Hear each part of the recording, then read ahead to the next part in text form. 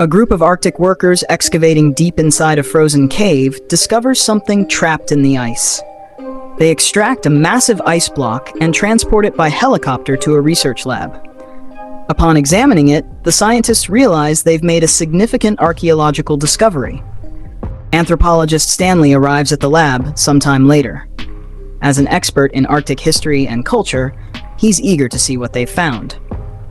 Dr. Diane and her team introduce him to their discovery, initially believing it to be a prehistoric animal. With careful precision, they use a laser to cut through the ice, uncovering something shocking, a perfectly preserved Neanderthal. Stanley estimates the caveman to be from 20,000 to 40,000 years ago. While he wants to study him up close, Diane explains their primary goal is to cut tissue samples and distribute them to top research centers. The scientists proceed to thaw the body, remove his clothes and tools, and take biological samples. As they monitor his brain activity, they detect faint signs of life. Excited by the possibility of revival, they intubate the caveman and use a defibrillator until his vitals stabilize. When the Neanderthal awakens, he panics at the sight of masked faces and unfamiliar surroundings. However, when Stanley removes his mask and reveals his face, the caveman calms down. The team then sedates him to prevent further distress. Later, the scientists discuss the implications of their discovery, dreaming of Nobel Prizes. Their research into cryoprotectants, aimed at freezing and reviving cancer patients, now holds even greater potential, perhaps even immortality. Stanley opposes the idea, arguing against the ethical consequences of eternal life. His concerns are dismissed, and the team agrees to keep the caveman's existence a secret. Stanley suggests an alternative approach, studying the Neanderthal in a naturalistic environment to better understand his way of life.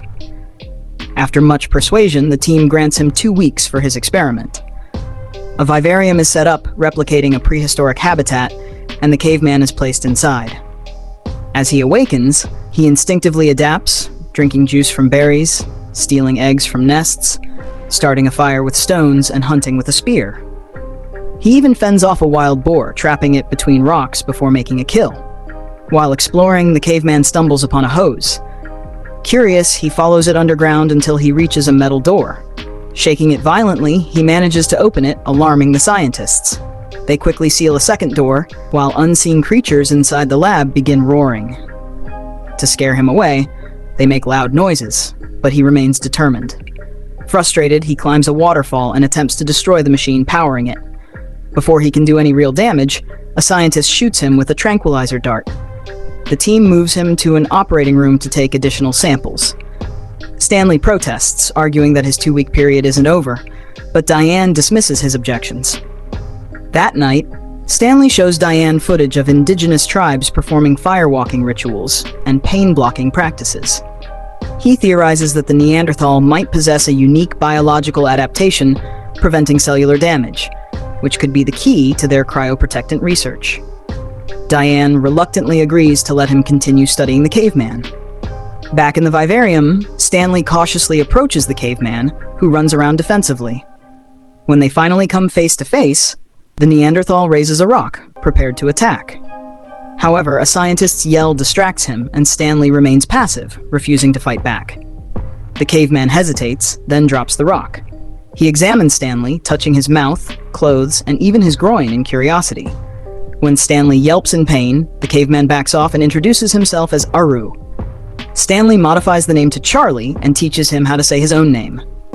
Charlie shares food with Stanley and shows him his scars, gesturing and saying, "Beta." Stanley deduces it may mean bird. Later, a linguist named Mabel arrives to analyze Charlie's language, impressed by his vocabulary. Over time, Stanley and Charlie develop a deeper bond, exchanging words for simple objects like rock, frog, and bone. One evening, Stanley sings by the fire, and Charlie joyfully joins in, mimicking the sounds using bones as instruments. However, the experiments continue. The scientists sedate Charlie again and expose him to extreme cold, hoping to activate his cryoprotectants. His vitals slow dangerously, forcing them to stop. When Charlie wakes up, he's furious, yelling at Stanley and demanding release. He even asks Stanley to end his suffering, but Stanley refuses and walks away. Stanley convinces Diane to help him reconnect with Charlie. He brings her into the vivarium, believing a woman's presence may calm him. Charlie is fascinated by Diane, offering her food, which she eats reluctantly. However, his curiosity escalates and he attempts to examine her groin. Stanley intervenes, asserting dominance using Charlie's language. Charlie then brings objects from his cave, offering them in exchange for Diane, seemingly recalling a wife he once had. His sadness grows as he repeats the same word over and over. Mabel analyzes his speech and deduces he is asking about his family. When Charlie draws on the ground, he reveals he once had a wife and children. Overcome with emotion, he runs around, calling out to them. Suddenly, a helicopter appears above the facility. Seeing it through the glass ceiling, Charlie panics and begins shouting, "Beta!" The team quickly orders the helicopter to leave, but Charlie remains frantic. Determined to uncover the truth, Stanley visits an Inuit tribe and shares the words he learned from Charlie.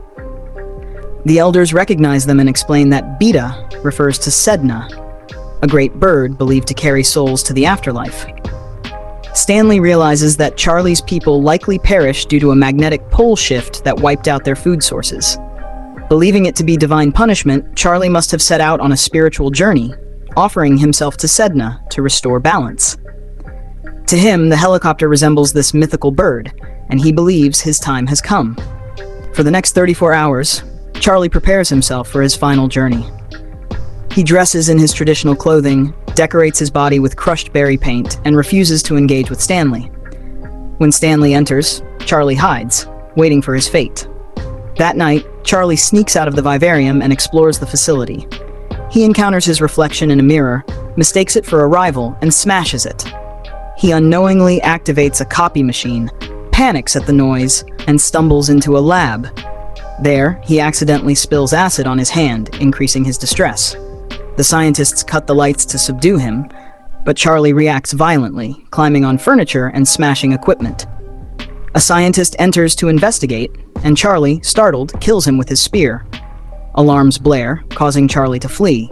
He finds a cold tunnel leading outside and rushes through a fire exit, finally seeing the helicopter. He chases after it, forcing the pilot to knock him down with the chopper's skis. The scientists retrieve Charlie, but the incident solidifies their decision. He will be permanently transferred. Stanley warns that captivity will kill him, but his pleas are ignored. Unwilling to let Charlie suffer, Stanley orchestrates an escape. He sneaks into the vivarium, providing Charlie with warm furs before leading him outside. As they trek through the snow, an ice shelf collapses, creating a deep crevasse that separates them. Before Stanley can react, the helicopter returns. Charlie, believing Sedna has come for him, climbs onto the helicopter's skis. As the pilot reaches for him, Charlie lets go, falling freely through the air. With a serene expression, he glides through the sky, chanting joyfully before vanishing into the icy expanse below.